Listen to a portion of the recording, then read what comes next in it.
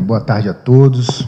Gostaria de parabenizar o deputado Fábio Tradi, coordenador da Frente Parlamentar em Defesa da Advocacia Pública, por mais uma vez estar trazendo temas importantes para essa casa serem debatidos, né? Gostaria também de agradecer a participação do ex-deputado Sérgio Barradas, nosso companheiro de luta e sempre presente aqui na Câmara e sempre se colocando à disposição das causas da advocacia pública, vídeo exemplo que ele esteve participando, eu acho que de todos os congressos, das entidades representantes da advocacia pública, o que demonstra o carinho que a advocacia pública tem pelo ex-deputado federal Sérgio Barradas, que com certeza em breve retornará a essa casa para muito nos alegrar. Bem, a criação do Dia Nacional da Advocacia Pública, ele tem como objetivo, né, nós refletirmos sobre o papel que incumbe, né, a advocacia pública. E não só refletir, debater e também apresentar propostas de melhoria desse segmento que eu acho que é tão importante para a nação brasileira. Evidentemente que, quando você discute o Dia Nacional da Advocacia Pública, é necessário falar sobre quais são as atividades inerentes a essa categoria, né, os advogados públicos. E muito se tem dito aqui, né, eu acho que no discurso de todos aqui, passou a palavra prerrogativa, né? E a prerrogativa, eu acho que é o ponto essencial, que muitas vezes ela é confundida como um privilégio. Eu vou tentar fazer uma pequena diferenciação e, ao final, fazer algumas observações do porquê existirem essas prerrogativas, algumas prerrogativas específicas para a advocacia pública. Bem, se nós pegarmos a palavra prerrogativa e separarmos ela, o prefixo do seu radical, nós vamos ter o verbo rogar, né? E roga, né, o significado de rogar é o quê? É suplicar, é pedir, é implorar, né? E a gente só implora, só pede alguma coisa que nós não temos, né? Porque aquilo que a gente consegue fazer, nós vamos lá e fazemos aquilo, né? Um exemplo, no plano divino, nós rogamos a Deus quando não conseguimos resolver algum problema que no mundo humano, né? Vamos dizer assim, né? Trazendo para o mundo do direito, trazendo para o mundo da justiça, né? No plano da justiça, o cidadão, ele roga ao Poder Judiciário quando ele se sente ameaçado ou atingido em algum dos seus direitos.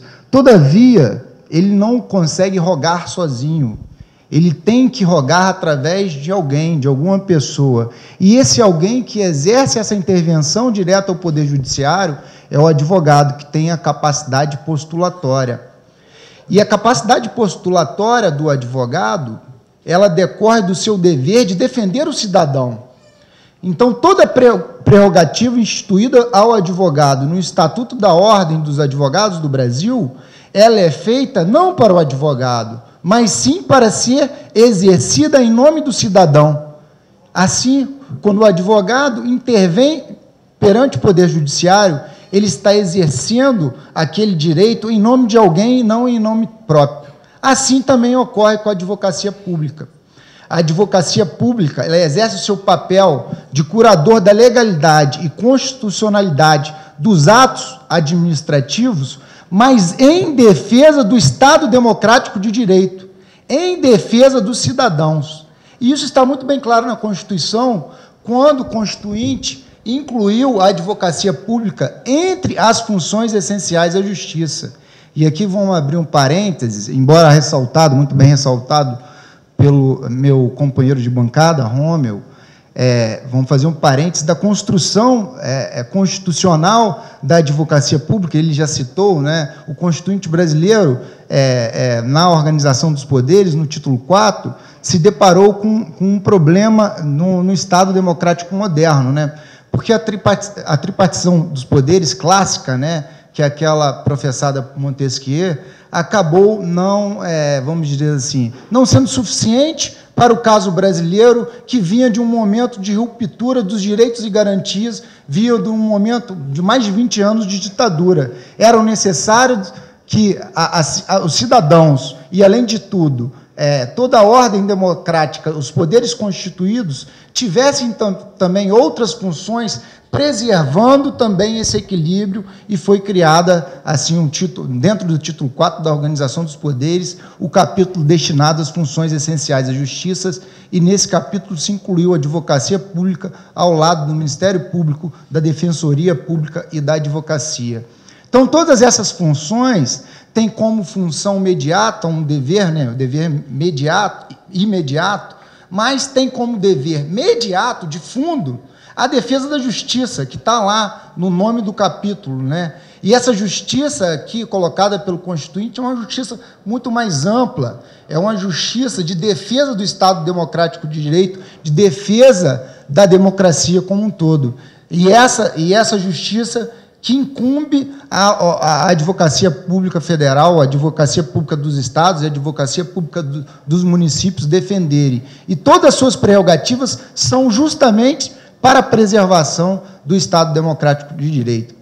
Eu gostaria de ressaltar que a atividade da advocacia pública, durante muito tempo, ela ficou associada ao papel estrito de defesa judicial do Estado, né? E muitas vezes as pessoas viam, ou veem, né, ainda, de maneira errônea, a atividade do advogado público como aquele que tem que defender o Estado brasileiro, lato sensu, né, até o último grau de instância, né? Vamos recorrer de tudo, empurrar para debaixo do tapete, né?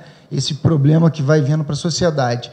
Mas esse papel, ele hoje está totalmente superado, né? Hoje em dia, nós precisamos, os advogados públicos, ter a concepção que nós somos curadores da legalidade e constitucionalidade dos atos administrativos. Nós temos também que dar respeito ao cidadão, e dar respeito ao cidadão é concretizar ao que prevê a Constituição, é concretizar ao que prevê as leis, né? Um exemplo claro, acho que as pessoas às vezes não têm essa dimensão. O orçamento somado da União, dos estados e dos municípios do Brasil hoje chega perto de 3 trilhões de reais. E eu posso dizer que os advogados públicos são responsáveis por preservar todos esses valores, porque vai ter o papel do advogado público dando um parecer na execução de todas as políticas públicas do país, seja no âmbito da União, seja no âmbito dos estados, seja no âmbito dos municípios. Então, nós vemos que o papel da advocacia pública é muito mais amplo, num caráter de construção de um Estado após aí o Estado soberano, assim, não só brasileiro, mundial, né? Mas eu gostaria de trazer, após feita essa pequena introdução, né, da justificativa para essas prerrogativas, eu acho que 2 prerrogativas principais e um direito. E 2 prerrogativas que eu entendo muito relevantes para o exercício da atividade dos advogados públicos são a preservação da exclusividade das atividades, o que já acontece com a magistratura e com o Ministério Público, o que não acontece ainda com a advocacia pública. A gente vê esse problema sendo enfrentado nas advocacias dos municípios, né? Vê também na advocacia dos estados e, recentemente, também vê esse problema tendo que ser enfrentado na Advocacia Geral da União, na medida em que foi encaminhado um projeto de lei complementar que acaba tolhendo, né, essa garantia da advocacia pública, que é a exclusividade das suas atribuições.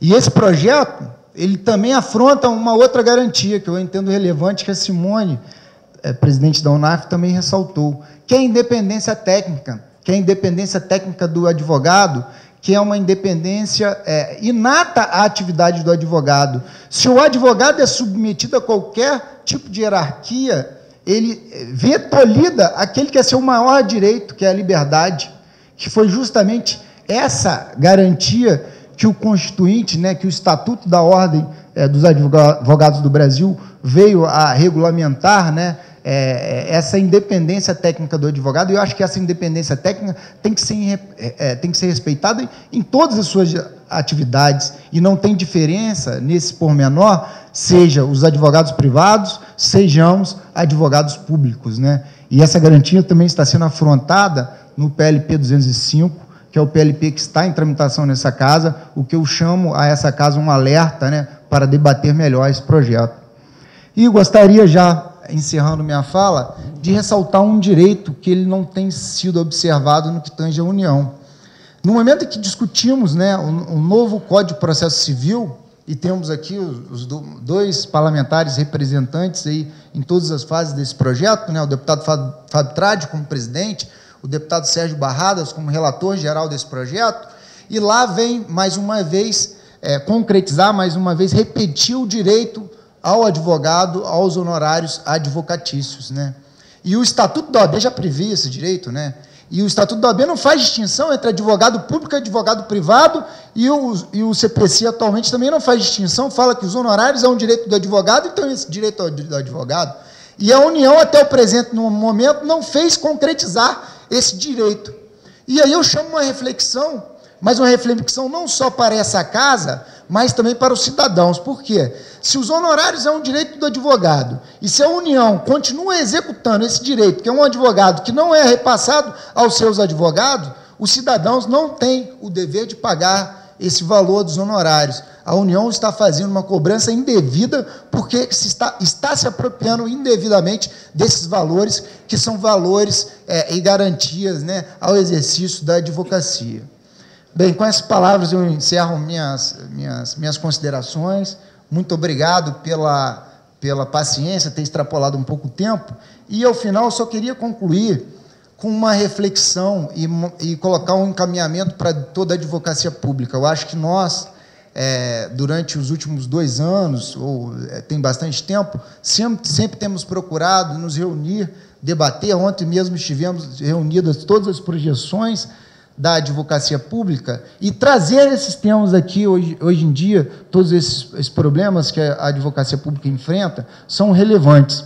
Mas eu gostaria de trazer uma semente que talvez essas reuniões elas estejam acontecendo de maneira informal, né? Eu acho que a advocacia pública precisa, a partir do futuro, pensar numa união formal de todas as entidades da advocacia pública, seja ela em âmbito federal, seja ela em âmbito estadual, seja ela em âmbito municipal. Por quê? Porque os problemas que nos afligem são únicos. Então, defender a advocacia pública não é defender apenas um segmento, é defender a advocacia do Estado brasileiro. Muito obrigado.